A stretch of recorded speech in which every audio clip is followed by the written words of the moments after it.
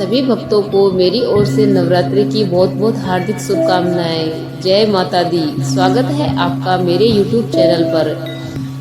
शारदीय नवरात्रों की शुरुआत हो चुकी है, तो ऐसे में आप इस मुहूर्त में करें कलश स्थापना, जाने सही विधि और नियम। तो जानने के लिए बने रहे वीडियो में अंत तक, और यदि वीडियो पसंद आए तो वीडियो को लाइक करें और कमेंट बॉक्स में जय माता दी जरूर लिखें।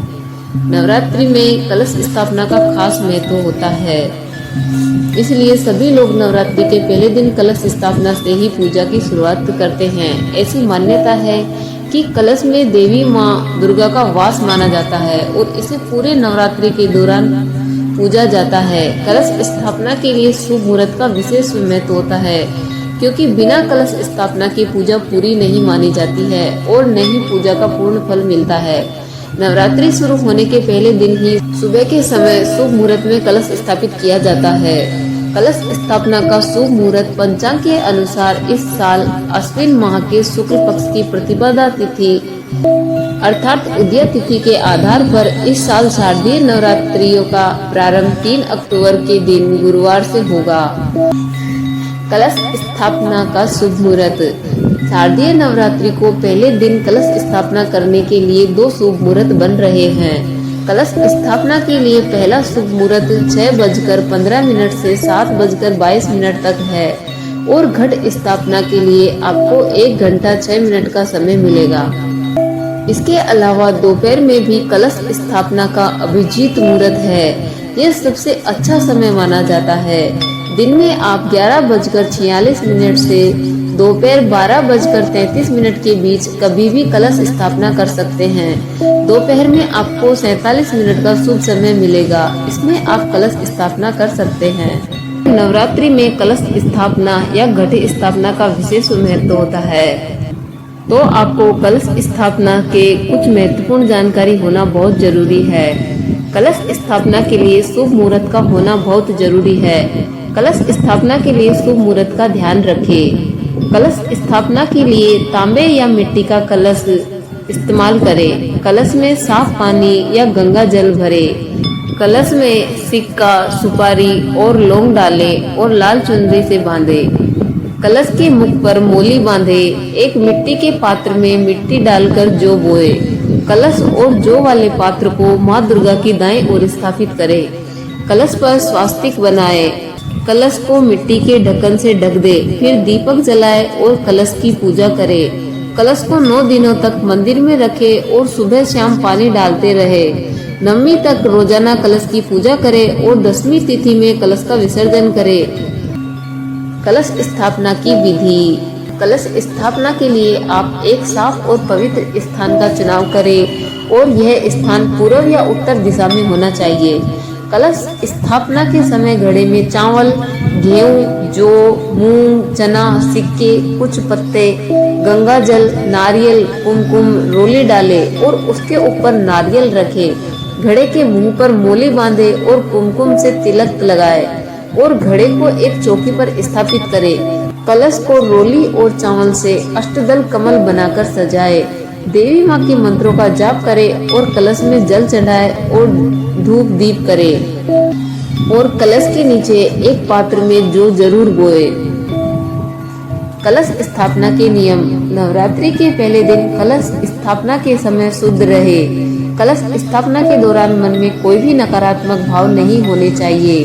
पूरे नवरात्रि के दौरान कलश की विधि विधान से पूजा करें। शारदीय नवरात्रि के दिन नवमी तिथि पर पूजा कर कलश का विसर्जन करें। कलश में देवी माँ दुर्गा का वास माना जाता है। कलश स्थापना करने से लोगों का मन शांत होता है और आत्मविश्वास में बढ़ोतरी होती है।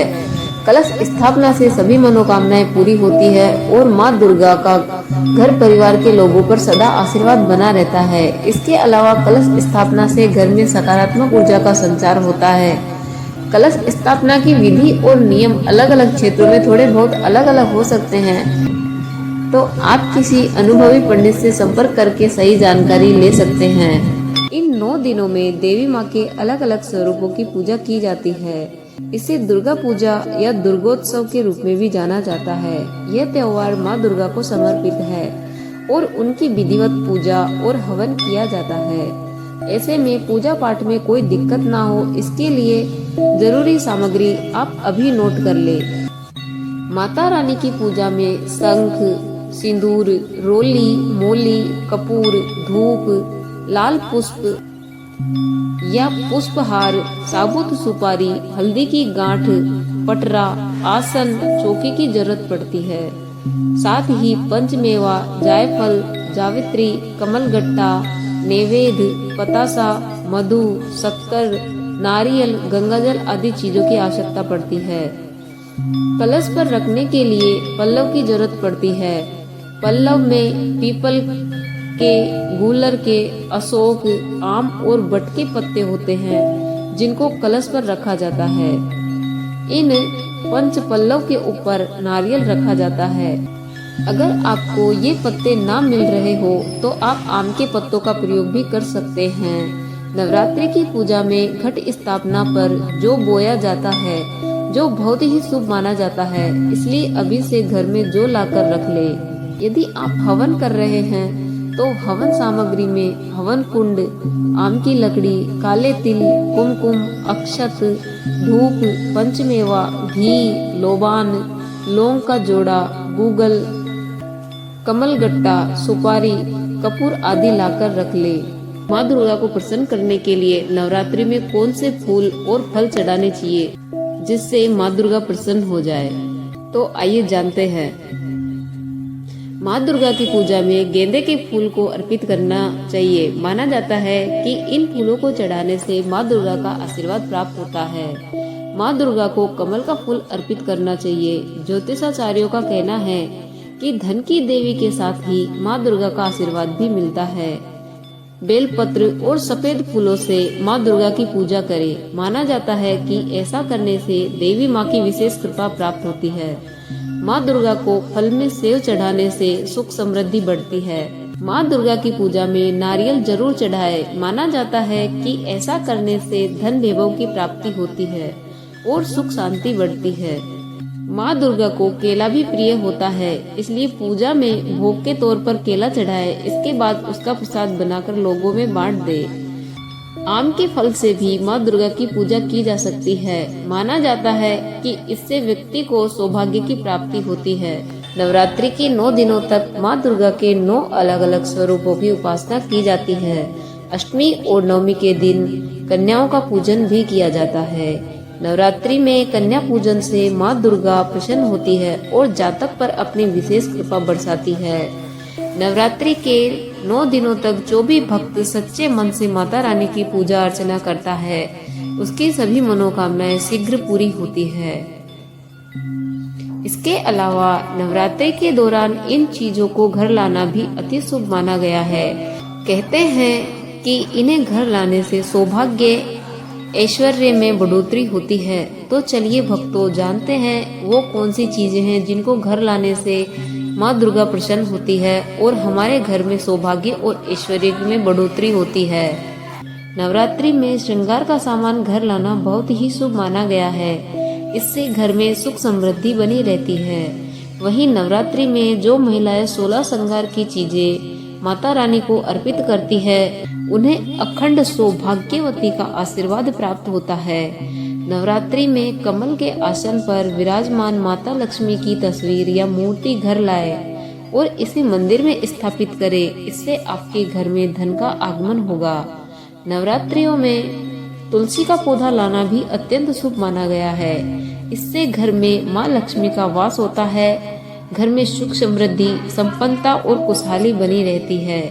नवरात्रि के दौरान माँ लक्ष्मी को कमल के फूल अर्पित करें, क्योंकि देवी माँ को कमल का फूल अति प्रिय है, जिससे आपके घर में धन की देवी की कृपा के साथ साथ माँ दुर्गा की कृपा भी बनी रहेगी।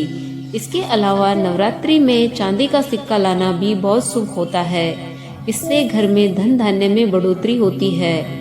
नवरात्रियों के दौरान नवग्रह यंत्र घर में लाने से ग्रहों का शुभ प्रभाव पड़ता है।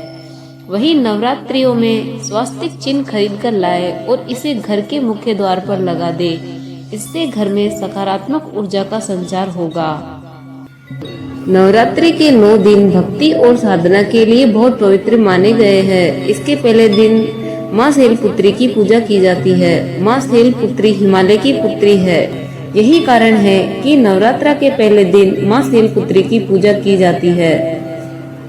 तो आइए भक्तों जानते हैं माँ शैलपुत्री की कहानी।